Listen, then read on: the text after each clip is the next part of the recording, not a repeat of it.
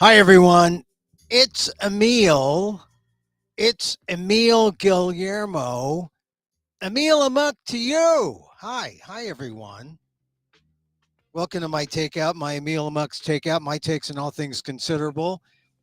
Uh, I just got back from New York, so I'm a little discombobulated. A little bit. It took me a couple of days because, and I'm putting on this page from the program of the Shine Challenge, which I was a part of this ensemble cast. And I just, on one of the first days I'm back in my actual studio with my gong, and I've got my, the music going in the background, the Emil Guillermo Orchestra. I just want to thank my cast members of the Shine Challenge 2025. That was the name of the play that I was in. I'm not in many plays. I, I, I can't even call myself an actor, really, but I am when I'm in a play.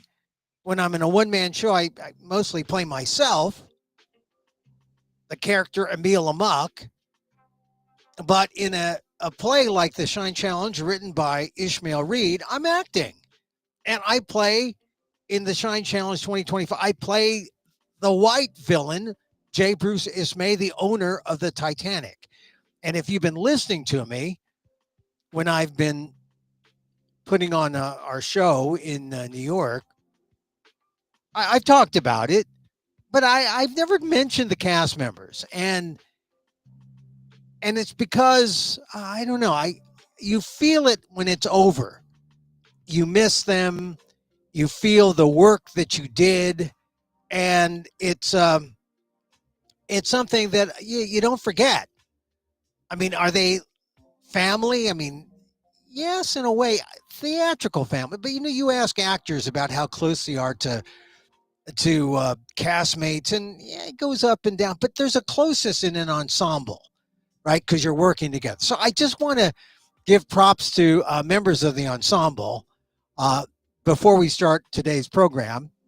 And so right there, there's Jordan Berenger. She's one of the witnesses. Uh, I didn't know she was a lawyer. She studied to be a lawyer. Now she wants to be an actress, and she's in New York. So there's Jordan. She plays the daughter of the captain, Captain Edward Smith, the daughter Helen Smith, and she's a kind of a wild child, albeit from Edwardian England. So the repression was suitable so that it comes out and explodes, and it's a highlight of the play. Anyway, so congrats to Jordan. Captain Edward Smith is played by Jesse Bueno, who is in fact an attorney. A lot of people who've dabbled in the law are in the law. Jesse Bueno has a now. If you see the play, he's got a full beard and he's wearing his captain suit. So Jesse Bueno, congrats to Jesse for just being part of the cast. He's one of the witnesses.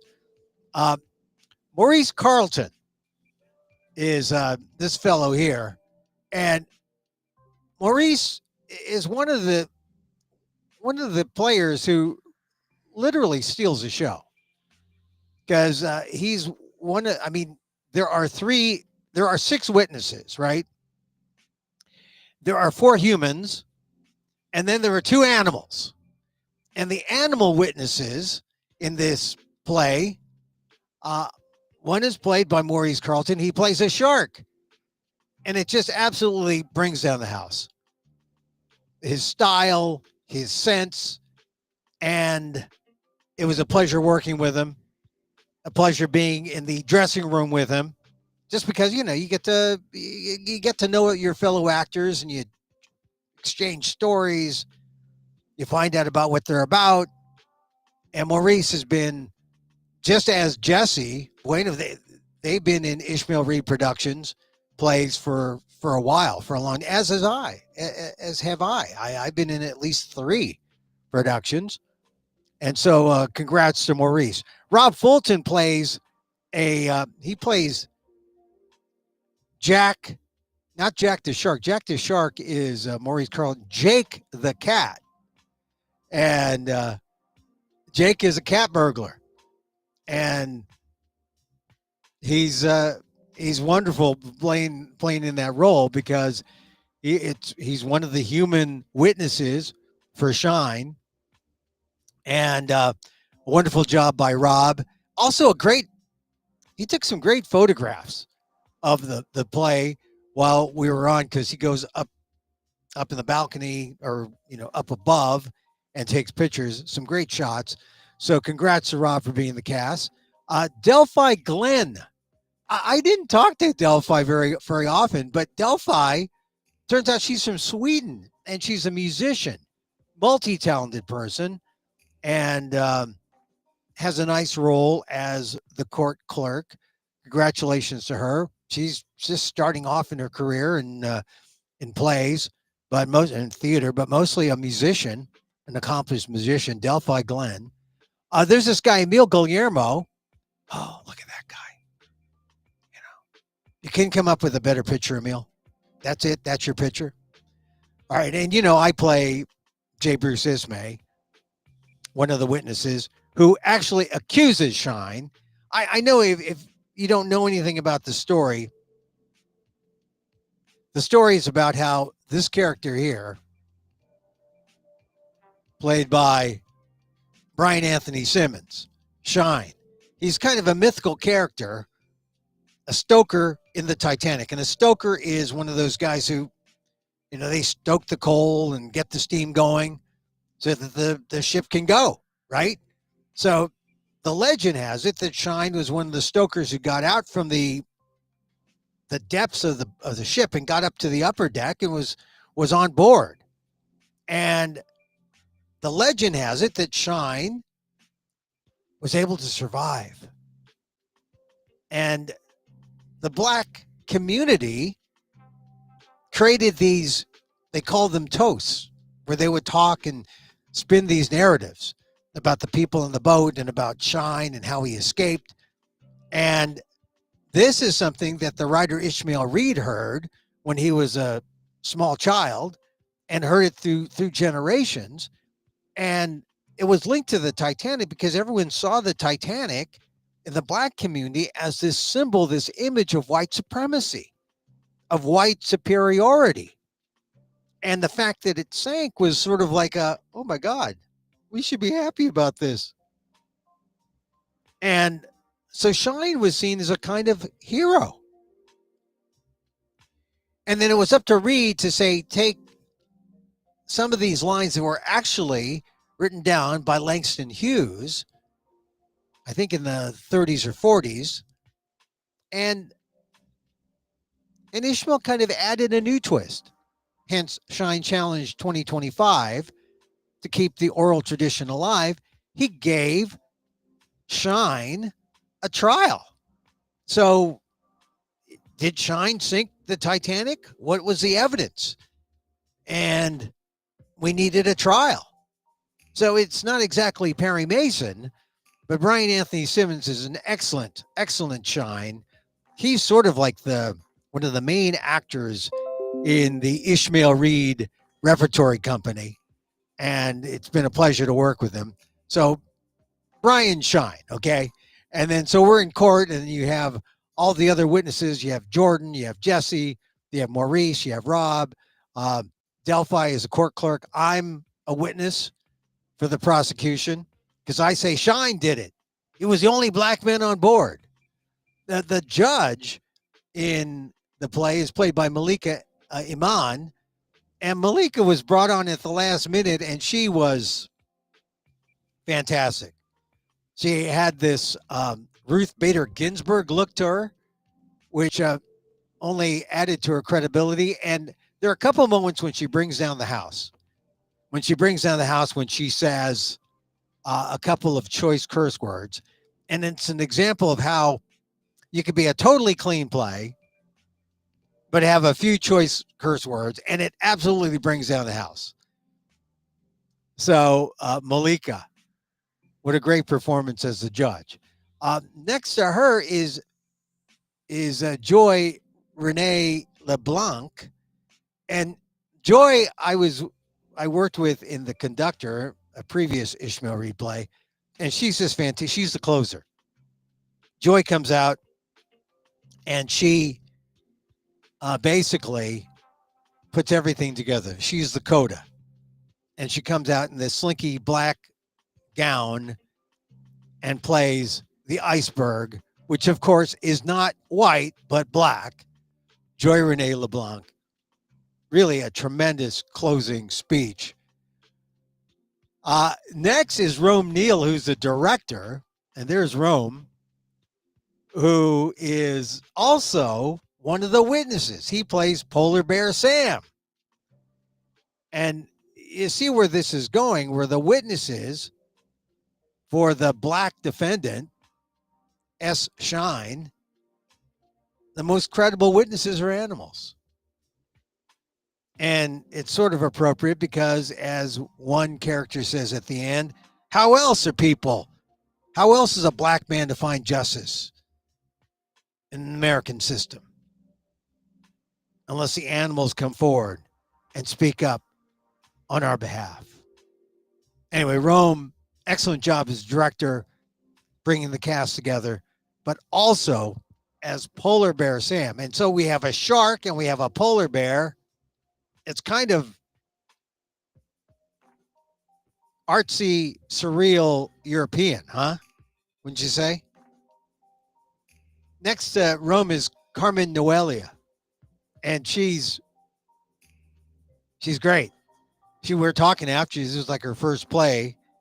She had been a singer, or she is a singer, as are most people, because Rome is mostly, or also does music.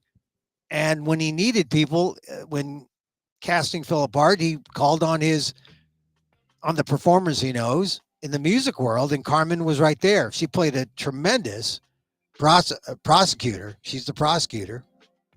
Next to her, Monisha Shiva, she's also a singer too, I believe, but she's mostly an actress. I acted with her in Ishmael Reads the Conductor. And the thing about Monisha is she's very versatile. She plays an announcer, essentially the Greek chorus. And, she's beautiful, of course. She commands the audience. She tells the story, or she recaps the story as it moves along. A great role for Monisha. And we go off at the end to Sugar Ray's for the party. No, I shouldn't say that. And we already had our last show. That's why I'm going over the program. Audrey Shawn is next to Monisha, and Audrey plays a kind of, she's a bailiff, but she's also there to create goodwill among the audience, and she has the audience cheer on because the audience has a role as the, in this voluntary participatory kind of thing that Ishmael has built into the play. But Audrey, turns out she is a student a graduate student at NYU, and we had some interesting chats because she's from Taiwan. She's Asian American. So you see, here's the thing about this cast, and I'll include some of the others beneath Audrey. There's MJ Jones, who was an understudy, but also played the court reporter one time. And as I said goodbye to her, she was really funny. There's this one line where I, as a witness, am being grilled by Brian Anthony Simmons Shine, who is grilling me, trying to destroy my credibility. And his big question is, don't you know how poorly made this ship is? Don't you know it's all about, not about all the great things that, all the attributes of the ship, like the smoking lounge and the Cafe Parisien. What about the rivets, the cheap rivets? And MJ just shot back. All I have to say to you, Emil, is, what about the rivets? She was really funny. Incredibly funny. Anyway, MJ.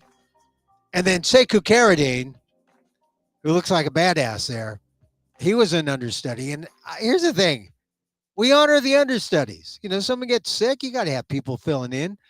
Sekou, multi-talented guy. Turns out we had a lot to talk about backstage because he grew up in Cambridge. His parents were graduate students at Harvard, lived in the married student quarters there, and he grew up in Cambridge. And we just told Cambridge stories. I mean, he was also a Division 1 basketball player. So we had a lot. I mean, a fascinating cast. But here's my point about going over this cast one more time. MJ, Sekou, Brian, Rome, Carmen, Monisha, Audrey, Renee, or Joy, Malika, this guy Emil Guillermo, Delphi Glenn, Jordan Behringer, Jesse Bueno, Maurice Carlton, Rob Fulton. You look at all of them. That is a multicultural cast. That is the picture of diversity. That is a picture of America. And for as long as I've known Ishmael Reed, he has been perhaps the most prominent advocate of diversity in the arts that I know of. Diversity, not just in the arts, but in all of society. And as we did this show and performed this show over the last 3 weeks in New York City, at Theater for the New City. On one of the nights that plane crash, the mid-air plane crash took place between the helicopter and the plane in D.C.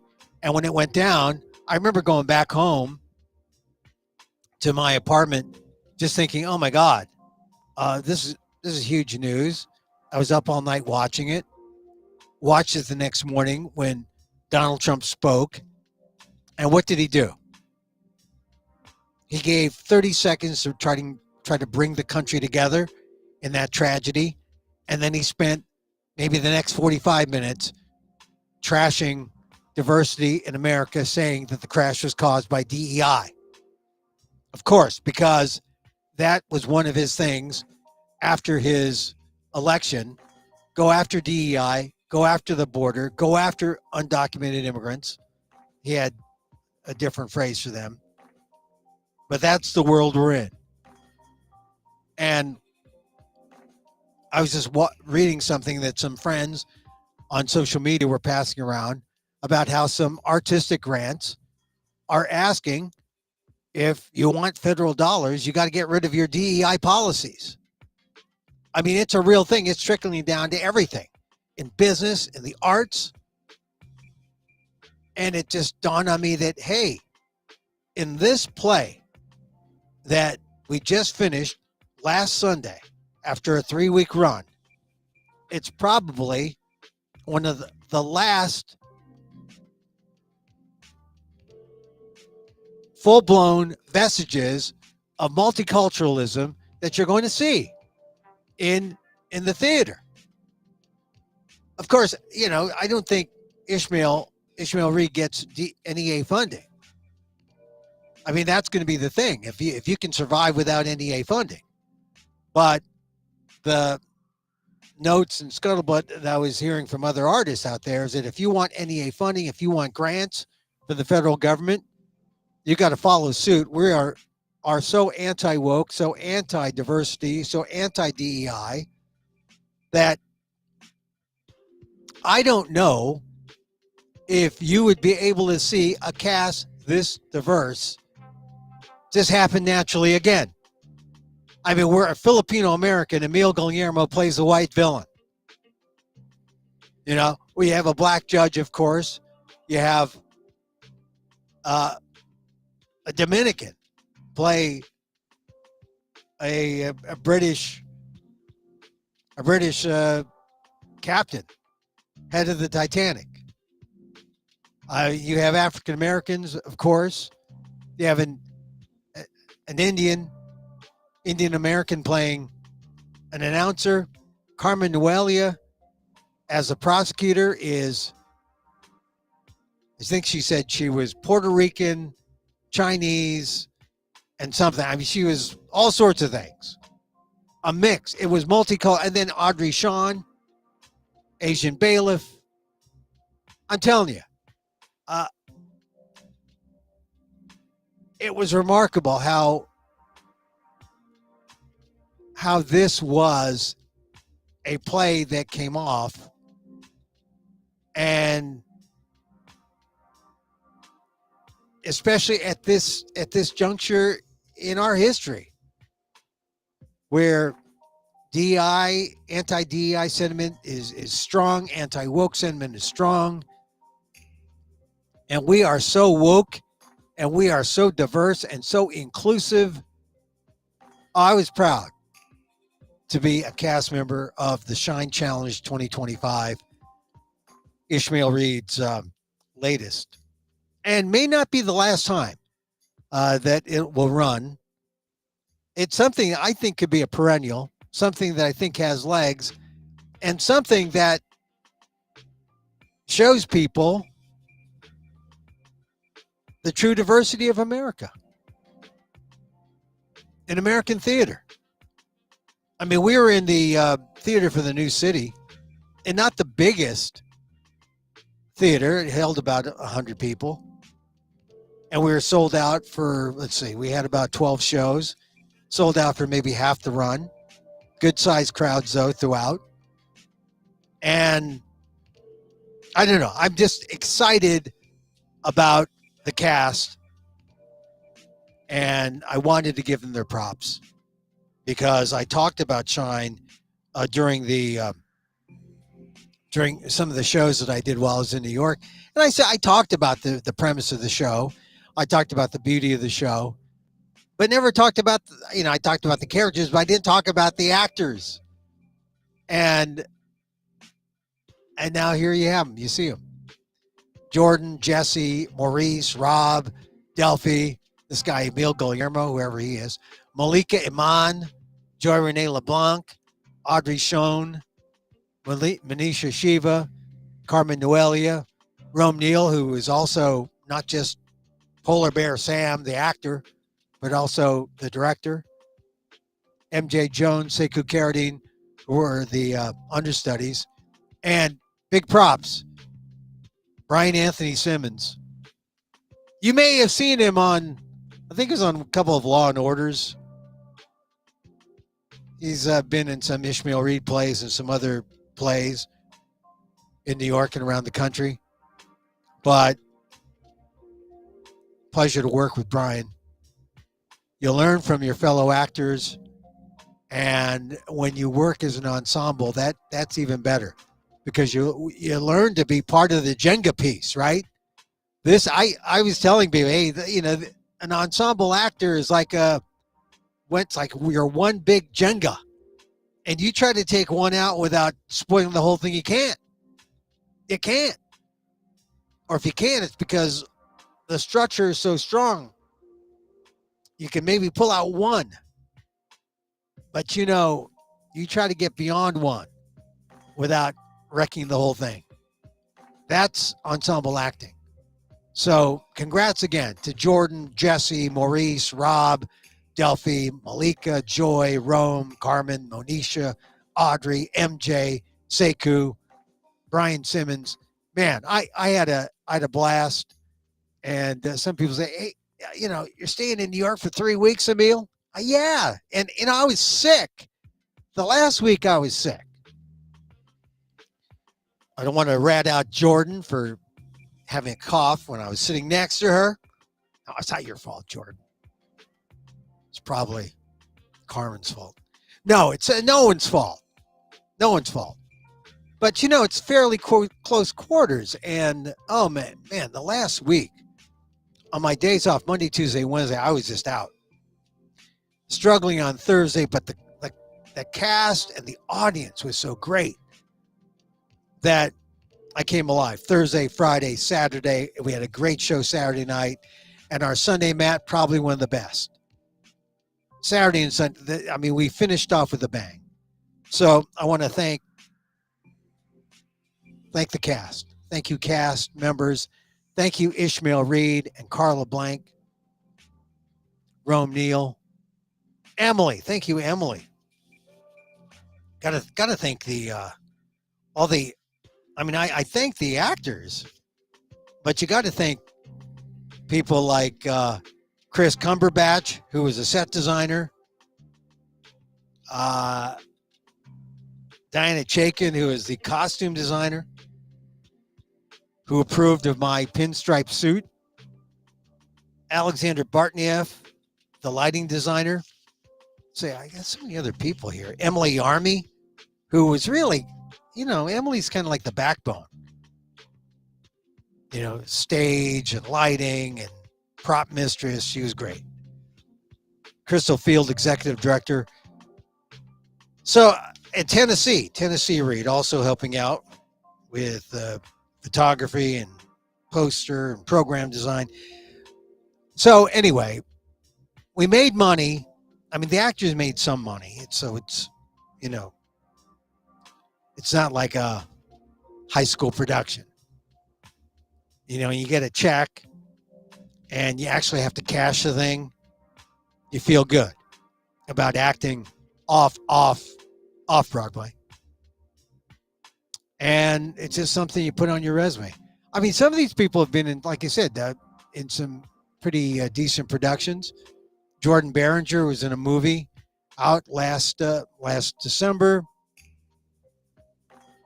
Brian Anthony Simmons, he was in I think Law and Order or whatever, one of those NBC crime dramas.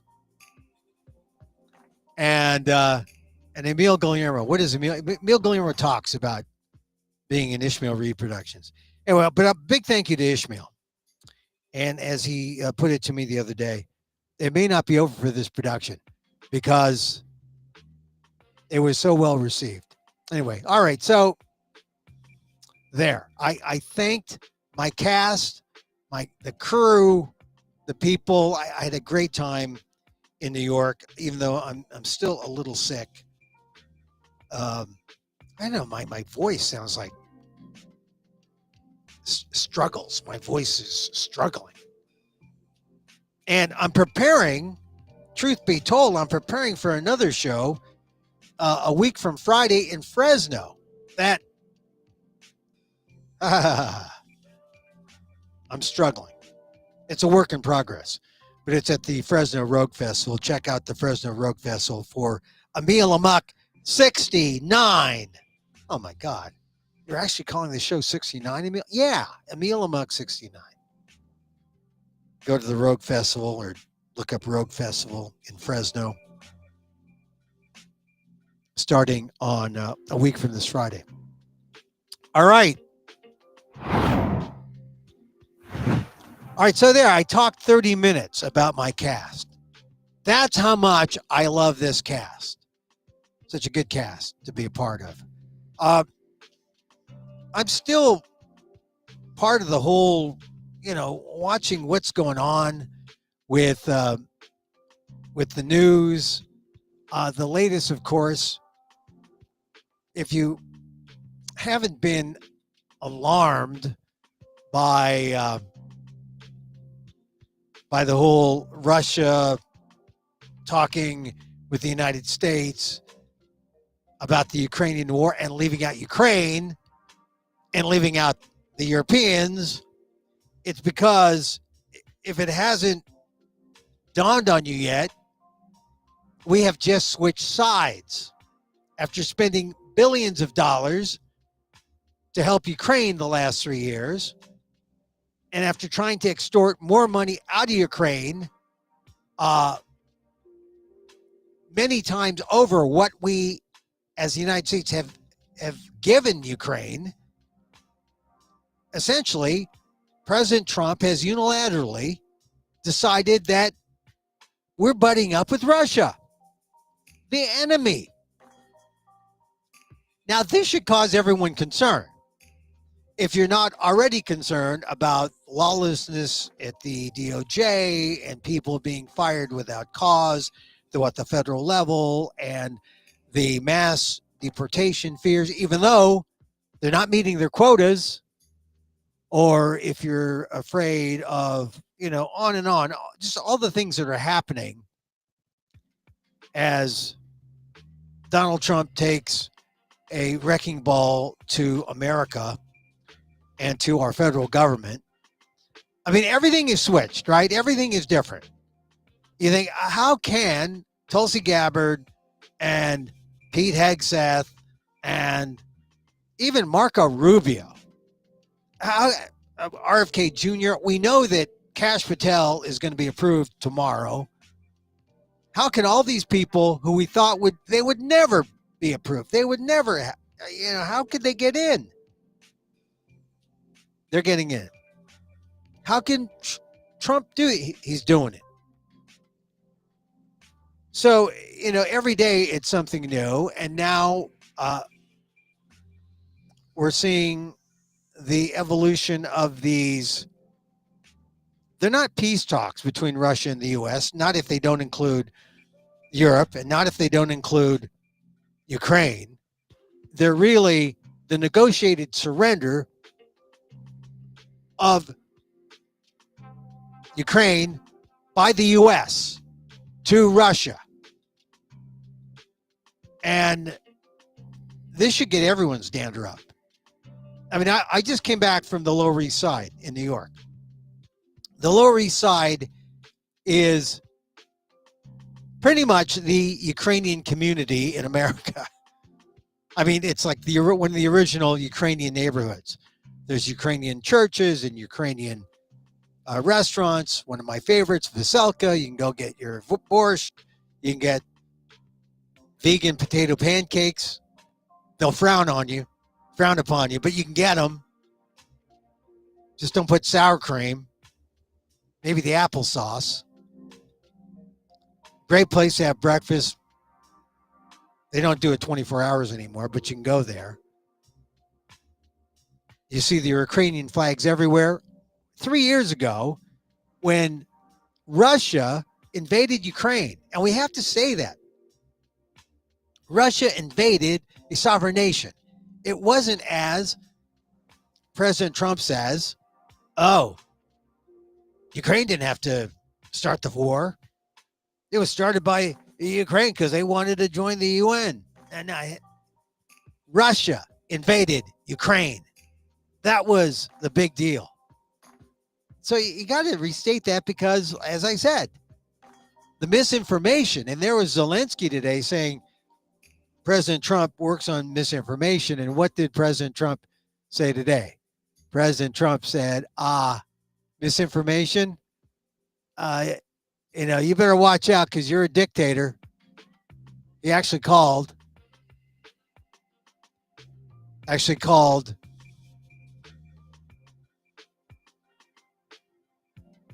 or used the D word.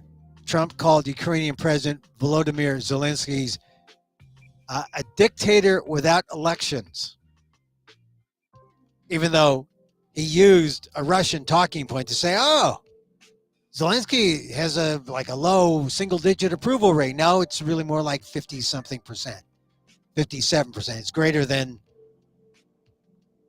Donald Trump. But this is a new low in this U.S.-Ukraine relationship when the would-be dictator, Trump, uses the actual D word to describe the freedom fighter, Ukrainian President Volodymyr Zelensky. And now you got to worry about what does this mean? What does this mean now for the future? And then Trump is talking trash to Zelensky as a, quote, modestly successful comedian, and claimed he talked the U.S. into spending billions of dollars to go into a war that couldn't be won. Well, that's Trump talking because Trump loves Putin. After Trump slammed him at Mar-a-Lago yesterday, Zelensky earlier today said the president is living in a disinformation space created by the Kremlin. And it must be pointed out that Zelensky was democratically elected in a fair and free election. And under its constitution, Ukraine can postpone a scheduled election in wartime. And it did so last year because of the Russian invasion. And as Axios points out, Trump has never called Russian President Vladimir Putin a dictator. So that's how important these words are. He's never called Putin a dictator, but he calls Zelensky a dictator. So remember, Zelensky was supported by Biden, and Congress had bipartisan support for Zelensky. And now, I don't know what's going to happen. You have people who don't or should have a spine, not showing they have a spine, and they're not speaking out. Zelensky is speaking out. And he's going to meet tomorrow in Kyiv with the U.S. envoy, Keith Kellogg. But this is a serious moment, because it's not just what this says about the U.S. and Zelensky, but also the U.S. and Europe, our allies in Europe. What is it like when our allies see the U.S. cozying up to Putin, the man who is feared in Europe? Now, Europe is going to have to step up, as is Zelensky, if the U.S. is not going to be right there next to them. But what does this say about NATO? We are this is new territory. Forget about, Trump wants Greenland. Trump wants Panama. Trump wants to ban the penny. Those are nice, jokey jokes. But here's the real deal. This Trump talk, using the term dictator, calling the freedom fighter Zelensky a dictator. We are in a whole new realm. And about 3 years into this fight, I never thought it would last this long. I remember when it actually started. I even kept the New York Times headlines here in my closet somewhere. And the fact that it's gone on this long, I remember when it first happened, everyone had a Ukraine flag. I thought, this is going to be a thing. We're going to wear these like baby blue and yellow flags and pins. And then suddenly, boom, that was gone. I mean, even the conservatives who were so anti-Russia, of Soviet Union at the time, when during the Reagan era. And now here comes isolationist Trump cozying up to his bromancer Putin. I just want you to recall Helsinki 2018, when Trump pretty much gave up the store to Putin. And, even you have examples like that in the past. Trump still prevailed 2024, which brings up this other article that I read today that I want to share, because we are in a new world order. I like to read The Bulwark because, I don't agree with everything they say. They're conservative, generally conservative Republicans. They're never Trumpers. but they will say things that liberals will not say and that super progressive will not say. And they have a perspective that broadens out mine. So this was a column by Jonathan Lass, and I'm going to go into it.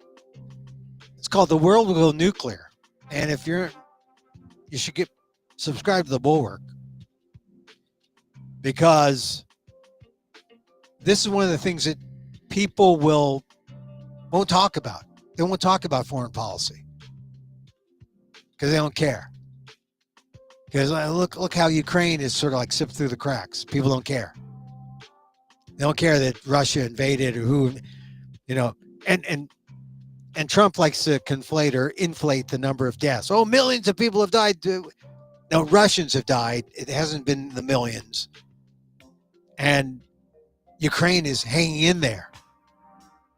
But the strange thing is that the United States is supporting the aggressor, which I pointed out in my one-man show about the Philippines history in the U.S.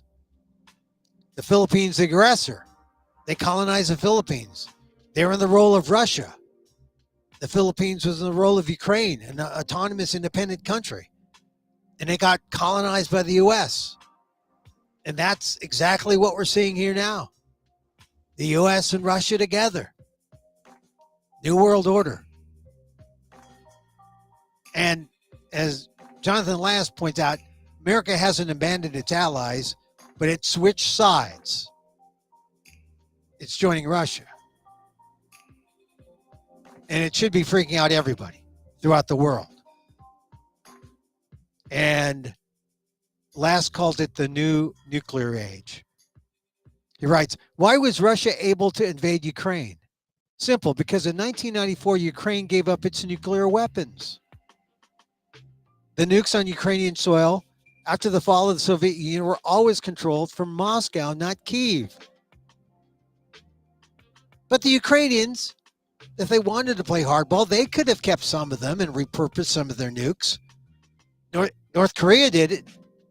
Ukraine definitely could have. But the Ukrainians gave up all the nukes in exchange for assurances from the U.S., the UK, and Russia.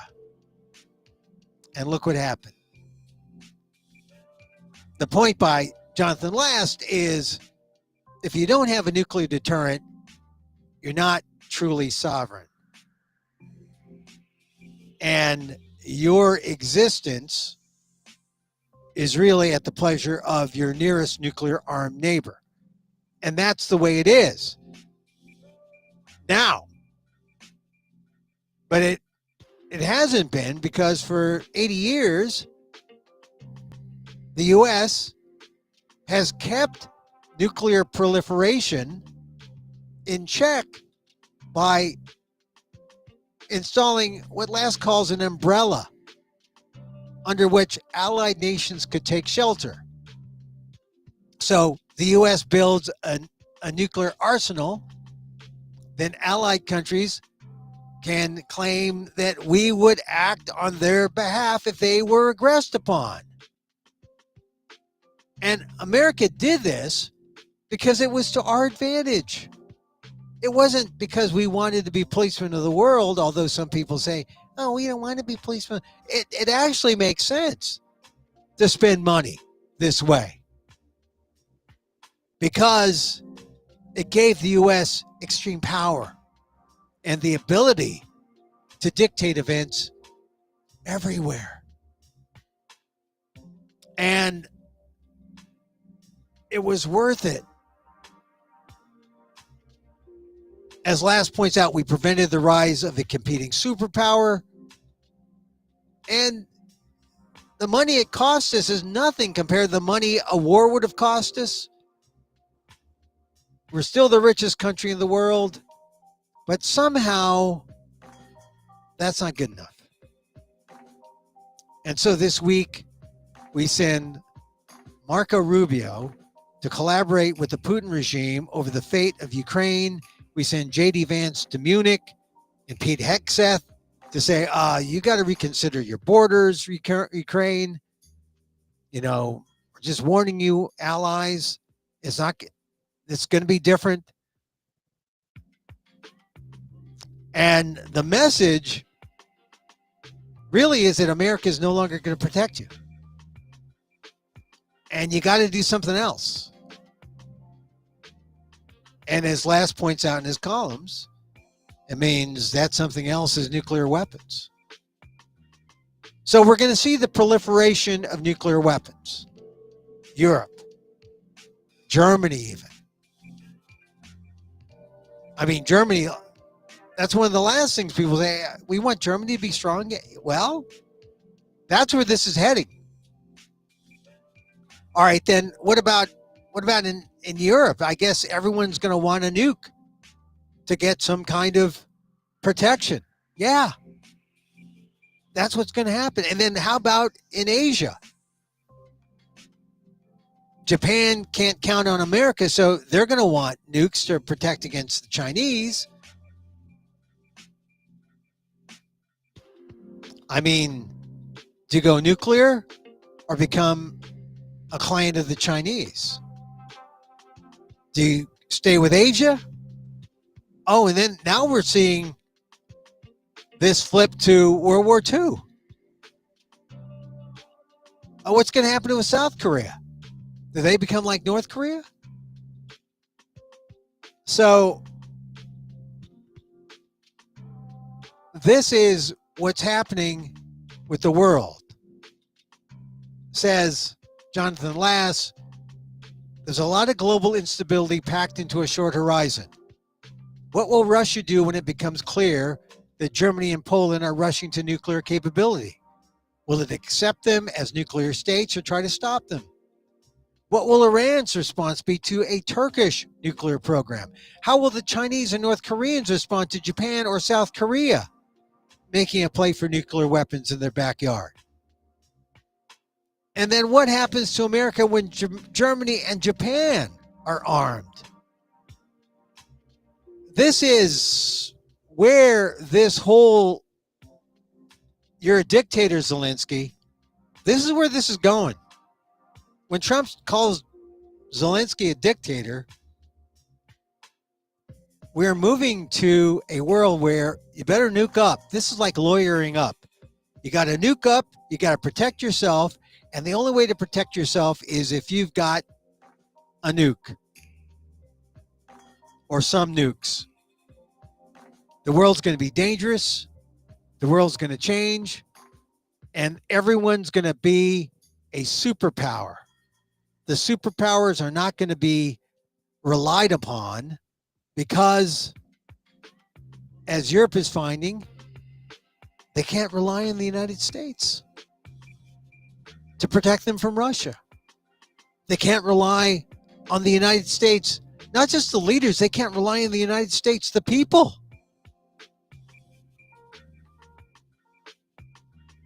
I mean, that's a sad thing. The people chose Trump. What the? So here's what Jonathan Lass asked. Can we turn back the clock? The shorter answer is no. This is the world. And he says the problem is the American people. At the end of the day, alliances between democracies don't depend on politicians. They depend on the willpower of the citizenry. An alliance is just a piece of paper. If America guarantees the security of Ukraine, but Russia believes that the American people will not tolerate supporting Ukraine, then Russia will invade Ukraine anyway. We've seen that. And from 2021 until 2024, it appeared that Russia had made a miscalculation concerning the character of the American people. But over time, Russia's initial analysis has been validated. Americans are too weak, too stupid, and decadent to tolerate the extremely small sacrifice of giving old military equipment to the Ukrainians so that we can pay American workers to build new military equipment. Even that was too much for the American people. I mean, that's really, what's happening. I mean, you go back to, I mean, there's some new equipment that the Ukrainians have because they have to send advisors to show them how to use it. But a lot of them are old equipment. And the newer stuff, hey, you're paying Americans to build that. That would work to keep whatever, this arms race. I'm kind of a pacifist. I don't like any kind of war. But I don't like how Donald Trump is playing this out. So, as Jonathan Last points out, once the seal is broken, it can't be resealed. Let's pretend that in 2028, Americans elect the beau ideal of a tough internationalist president, a guy who is Joe Biden, John McCain, and Scoop Jackson, the state of Washington Democrat hawk, all rolled into one. That's not going to solve anything because Americans have now proven to the world twice that they can't be trusted. At best, it might move America from being adversarial to temporarily friendly. But no nation can make long-term security plans that rely on the whims of American voters. The American people, society, and culture have proven soft and inconstant, proving that they can be hard and dependable is the work of decades. So, Jonathan Last says, the Pax Americana that lasted from the end of World War II to 2024 is finished. It's never coming back. This is the state of the world. And my God, I read that this morning. I said, if I have one piece to share with you, I would just share that. Jonathan V. Last, columnist for The Bulwark. And I just think it's worth it to consider that. The isolationism of Donald Trump. I mean, if you were for that, isolationism with some expansionism, with some chumming up to Vladimir Putin, doesn't make sense. But that's what we have. And the world is more dangerous now because Americans got something they didn't bargain for. I mean, most Americans just wanted the lower price of eggs. They didn't want the high cost of war. They didn't want they wanted no inflation, which isn't really Biden's fault or Trump's fault. But we got this unstable guy who's making these decisions that run counter to a world order that gave us or assured us peace for the longest time since World War II. And now Donald Trump says he wants peace. He wants the end of Russian death, but he wants to make Russian deals. That's all he sees. But that's because he believes Putin. And the American people just don't know enough about foreign policy. So they'll say, okay, yeah. When's the next football season? That's about as warlike as people want to get. That and MMA. Oh, man. So check out The Bulwark, Jonathan V. Last, his column. It's sobering. Probably the most sobering thing I read today, except I did read something in the New Yorker. I'll share that tomorrow about what to do. How do you stop this? How do you stop things happening? Well, you had your chance November 5th, and we blew it. But Congress is still trying to figure out how to make this, how to right America And at this point, I think it's probably going to take the judges. There was one prosecutor, federal prosecutor, who resigned earlier this week, Denise Chung, who was told by the Department of Justice to write a letter freezing EPA funds that Biden had approved. She wouldn't do it, said, I'm not doing something against the law. She quit. We need more people like that with some spine who will stand up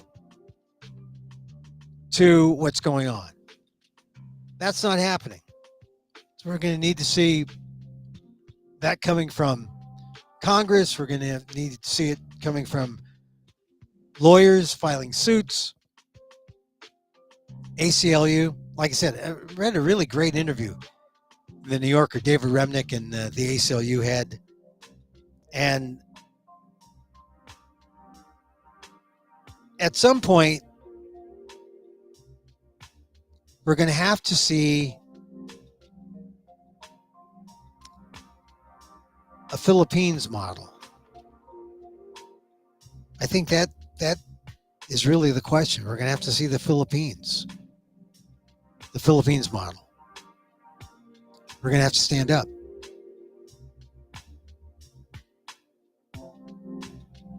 But it may be too late. It may be too late. And, you know, we still got climate change. We've still got all sorts of problems. Price of eggs. Notice it's not as high up there. But this balance of power and the nuclear proliferation, and you need a nuke to protect yourself. This is a real thing. And we just told our allies, or we're telling our allies, that, you know, England, France, we're with Putin now.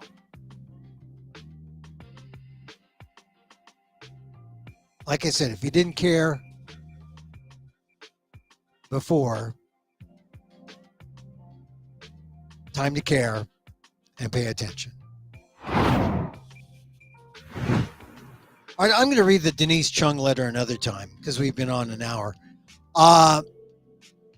And I'll talk about the brainworm another time. Brainworm because, you know, Robert F. Kennedy had brainworm. I think it's out now. But someone wrote to me. I talked about Kennedy's brainworm. And someone said, Emil, brainworm? I mean, I guess they hadn't heard. But I'll go into brainworm and what it is and why it's important and how a woman from, of all places, got it. And where did she get it? From Hawaii. I'll get into that tomorrow. All right. Let's see. Things coming up. Emil Amok, 69, at the Fresno Rogue Festival, a week from this Friday. I've got a 5-show run. Oh, my God. Work in progress. We'll just call it work in progress right now. Tomorrow at the library, I'm poet laureating. Just having a special meet and greet. Meet your poet laureate. And let's see what else. My columns, check out on Patreon and Substack. Because I've been sick, I haven't been posting as much. What else? Oh, I guess that's it. I did pick up the hardcover of Lauren, the Saturday Night Live book written by Susan Morrison. It is a fascinating book. And when you think about these cultural things in your life, every Saturday, right? For 50 years. And one of my, a college friend went to work there. I remember when he graduated, I said, what are you going to do? He said, I'm going to write television. And this was like in 75. And he made history. So I'll talk about that maybe tomorrow. Time to go. And in the meantime, I just want to shout out to my friends and the cast of the Shine Challenge 2025. Jordan Behringer, Jesse Bueno, Maurice Carlton, Rob Fulton, Delphi Glenn, Emil Guillermo. Look at that guy.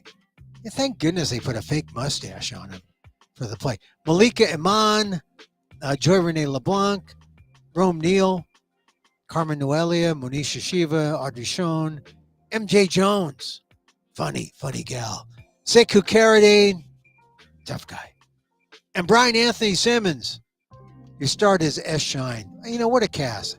That's an ensemble cast. Ensemble cast.